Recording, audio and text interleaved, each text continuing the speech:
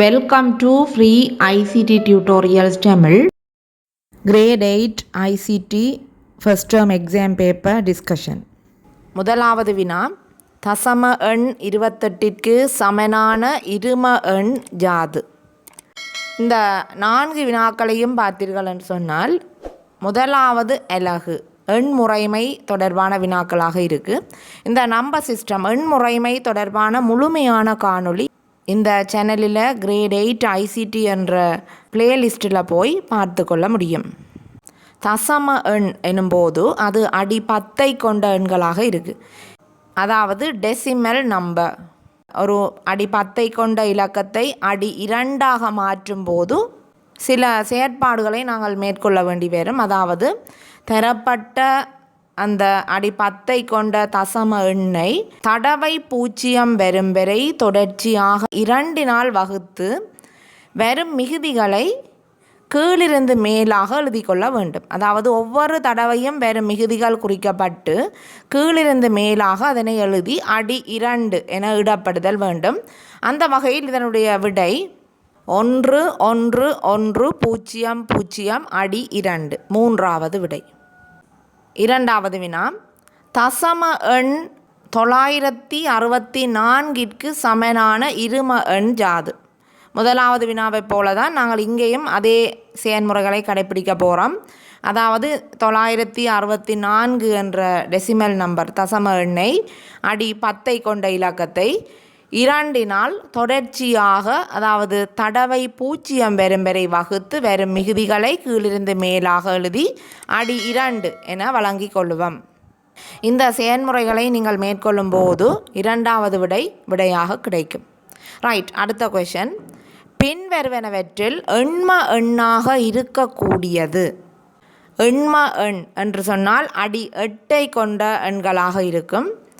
அடி 8ஐ கொண்ட எண்களில் என்னென்ன உள்ளடக்கங்கள், என்னென்ன எண்கள் அடங்குது என்று பார்த்தோம் என்று சொன்னால், ஏற்கனவே படிச்சிருக்கிறோம். எந்த ஒரு அடிப்பெறுமதியை கொண்ட ஒரு எண்களிலும் என்னென்ன உள்ளடக்கத்தை எவ்வாறு இலகுவாக அறிந்து கொள்வது என்று சொன்னால், அடிப்பெறுமதிக்கு உள்ளுக்குள்ள எண்கள், அதாவது 8 என்று சொன்னால் 8 என்ற இலக்கம் வராது, 7 0 தொடக்கம் 7 வரையான எண்கள் அதனுடைய உள்ளடக்கங்களாக அமையுது. அதே போல் அடி 2ஐ கொண்ட எண்ணில் என்னென்ன எண்கள் உள்ளடக்கமாக வரும் என்று சொன்னால் அடி 2, ஆகவே 2க்கு முன்னுக்குள்ள இலக்கம் 1 0 1, இந்த 2 இலக்கங்களும் வரும். அதே போல் அடி 10ஐ கொண்ட தசம எண்களாக இருக்கும்போது அடி 10 எனும்போது அந்த 10ற்கு முன்னுக்குள்ள இலக்கம் 9, 0 தொடக்கம் 9 வரையான எண்கள் அதில் உள்ளடக்கங்களாக அமையும். அதே போல் அடி 16ஐ கொண்ட இலக்கங்கள் சற்று விதிவிலக்காக அமையும். ஏனென்று சொன்னால் டபுள் டிஜிட்ஸ், அதாவது 2 டிஜிட்ஸை கொண்ட இலக்கங்கள் அங்கு வரும்போது அவற்றிற்கு ABCDEF என போடுகின்றோம். அதாவது அடி 16ஐ கொண்ட இலக்கமாயின் உண்மையில் எங்களுடைய டெஃபினிஷனின் படி 0 தொடக்கம் 15 வரையான எண்கள் வரப்போகுது. 0 தொடக்கம் 15 வரையான எண்கள் அமையும் போது 0 தொடக்கம் 9 வரையான எண்கள் சிங்கிள் டிஜிட், அதாவது தனி ஒரு இலக்கமாக அமையும். 0 1 2 3 2 9 வரையும் வரும். 10 எனும்போது அதில் 1 0 ஆகிய 2 டிஜிட்ஸ் இருக்கும். 11 எனும்போது 1 1 என்ற 2 டிஜிட்ஸ் இருக்கும். இவ்வாறு தொடர்ச்சியாக 15 வரையும் வரும். ஆகவே அவற்றை குறிப்பிடும் போது நாங்கள் ஒரு குறிப்பிட்ட இலக்கத்தை குறிப்பிட முடியாது. ஆகவே அதற்காக ABCDEF என வழங்கப்படுகின்றது. ஆகவே அடி 16ஐ கொண்ட இலக்கமாக இருப்பின் அதனுடைய உள்ளடக்கங்களாக 0 தொடக்கம் 9 வரையான எண்கள் மற்றும் A தொடக்கம் F வரையான எண்கள் உள்ளடக்கங்களாக அமையும்.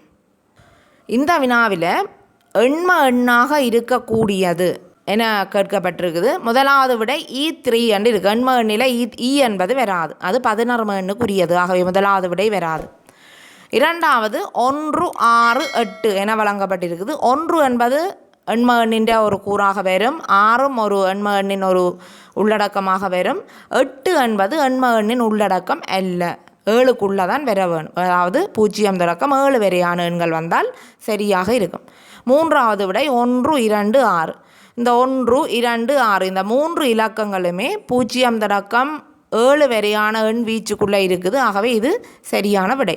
4வது விடையை பார்த்தோம்னால் 2 9 7 2 உள்ளடக்கமாக வரும், 9 உள்ளடக்கமாக வராது, 7 உள்ளடக்கமாக வரும். ஆகவே 4வது விடையும் பிழையான விடை. மிகச்சரியான விடை 3வது விடை. ரைட். அடுத்த கொஸ்டின், பின்வருவனவற்றுள் சரியான எண் வடிவம் எது என கேட்கப்பட்டிருக்கு. ஒரு எண்ணையும் அதனுடைய அடிப்பெறுமதியையும் நாங்கள் எவ்வாறு வழங்குவோம் என்பது பற்றி நாங்கள் தெளிவாக படிச்சிருக்கிறோம் ஏற்கனவே. எந்த வகை எண் என்றாலும் அந்த எண் பெரிய இலக்கமாக இருக்கும், அடிப்பெறுமதி அதற்கு சற்று கீழாக அமைந்திருக்கும். அது ஒரு சின்ன சைஸில் நாங்கள் எழுதி கொள்வோம். இதில் பார்த்தோம்னு சொன்னால் 7 அடி 8 என்றது 0.8 என போடப்பட்டிருக்குது. 0 போடாமல் போட்டாலும் நாங்கள் சரி, 0 போட்டாலும் ஓகேயாக இருக்குது. அடுத்த 2வது பார்த்தோம்னு சொன்னால் A116 116 என்பது அடிப்பெறுமதியாக வழங்கப்பட்டிருக்குது. A என்பது 16 எண். ஆகவே அந்த 116 என்பது பிழை. A16 அதாவது A அடி 16 என்றால் அது சரியானதாக இருக்கும். 1 என்பது மேலதிகமாக இங்கு வருவதனால் அது பிழை. 3வது விடை 5 7 10 என வழங்கப்பட்டிருக்கு. அதாவது இலக்கம் 5ஆகவும் அதன் அடிப்பெறுமதி 710 என வழங்கப்பட்டிருக்குது. அதுவும் பிழை. மேற்கூறிய எல்லாம் என்பதும் பிழை. ஆகவே மிகச் சரியான விடை என்று பார்த்தோமானால் 1வது விடை. அடுத்த வினா, இரும எண் 1 0 1 1 0 1 0 0 1ற்கு சமனான தசம எண் யாது என கேட்கப்பட்டிருக்கு. அடி 2ஐ கொண்ட ஒரு இரும எண்ணை அடி 10ற்கு மாற்றும் போது, தசம எண்ணாக மாற்றும் போது சில செயல்முறைகளை நாங்கள் கடைபிடிக்க வேண்டியிருக்கும். அதாவது தரப்பட்ட இரும எண்ணின் வலது பக்கத்திலிருந்து இடது பக்கத்தை நோக்கி ஒவ்வொரு இலக்கத்தையும் நாங்கள் குறிப்பிட்டு கொள்ள வேண்டும் 2ன் அடுக்குகளாக. அதாவது வலமிருந்து இடமாக 2ன் 0 2ன் 1 2ன் 2 2ன் 3வது அடுக்கு 2ன் 4வது அடுக்கு என குறிப்பிட்டு கொள்ள வேண்டும் தொடர்ச்சியாக. பின்னர் அந்த குறிப்பிட்ட ஒவ்வொரு அடுக்குகளையும் அதற்குரிய இலக்கங்களையும் பெருக்கி கொள்ளுதல் வேண்டும். பெருக்கப்பட்ட எண்களை கூட்டி கொள்ளுதல் வேண்டும். அதுதான் எங்களுக்கு இறுதி விடையாக கிடைக்கும். ஆகவே இதற்குரிய சரியான விடையாக 4வது விடை உங்களுக்கு கிடைக்கும். செய்து பார்க்கும்போது தெரியும். இது தொடர்பாக மிக தெளிவான விளக்கத்தை நாங்கள் ஏற்கனவே ஒரு தனி வீடியோவாக பார்த்துருக்கிறோம். உங்களுக்கு இதில் ஏதும் டவுட்ஸ் இருந்தால் அந்த வீடியோவை பார்த்தால் மிக தெளிவான விளக்கத்தை பெற்றுக்கொள்ள முடியும். ரைட். அடுத்த கொஷன், தந்தையின் வயது 43 மற்றும் அவருடைய மகனின் வயது 8 எனின் இருவருக்கும் இடையே உள்ள வயது வித்தியாசம் என்ன என கேட்கப்பட்டிருக்கு. இப்போ உங்களை சாதாரணமாக கேட்கும்போது நீங்கள் 43 தந்தையின் வயது, மகனின் வயது 8, 43 இருந்து 8ஐ கழிப்பதன் மூலம் உங்களுக்கு விடை கிடைக்கும். அந்த விடை ஒரு தசம எண்ணாக, அதாவது ஒரு பதின்ம எண்ணாக அமையும். ஆனால் இங்கே தந்திருக்கிற விடைகள் இரும எண்ணாக அமைந்திருக்கு. இரும எண்ணாக அமையும் போது நாங்கள் எங்களுக்கு வந்த அந்த 43 இருந்து 8ஐ கழிக்கும் போது கிடைத்த அந்த விடையை இரும எண்ணாக மாற்றிக்கொள்ள வேணும். 43 இருந்து 8ஐ கழித்தால் 35. அந்த 35 என்ற அடி 10ஐ கொண்ட இலக்கத்தை நாங்கள் துவித எண்ணாக, அதாவது அடி 2ஐ கொண்ட எண்ணாக மாற்றிக்கொள்ள வேணும். அதாவது 35ஐ தடவை 0 வரும் வரை தொடர்ச்சியாக 2னால் வகுத்து வரும் மிகுதிகளை கீழிருந்து மேலாக எழுதி கொள்ளுவோம். இப்படி செய்யக்குள்ள உங்களுக்கு விடையாக 1 0 0 0 1 1 அடி 2 என்ற விடை கிடைக்கும். 1வது விடை. அடுத்த கொஷன், paper.docx எனும் ஆவணத்தில் .docx என்பதன் அர்த்தம் என்ன என கேட்கப்பட்டிருக்கு.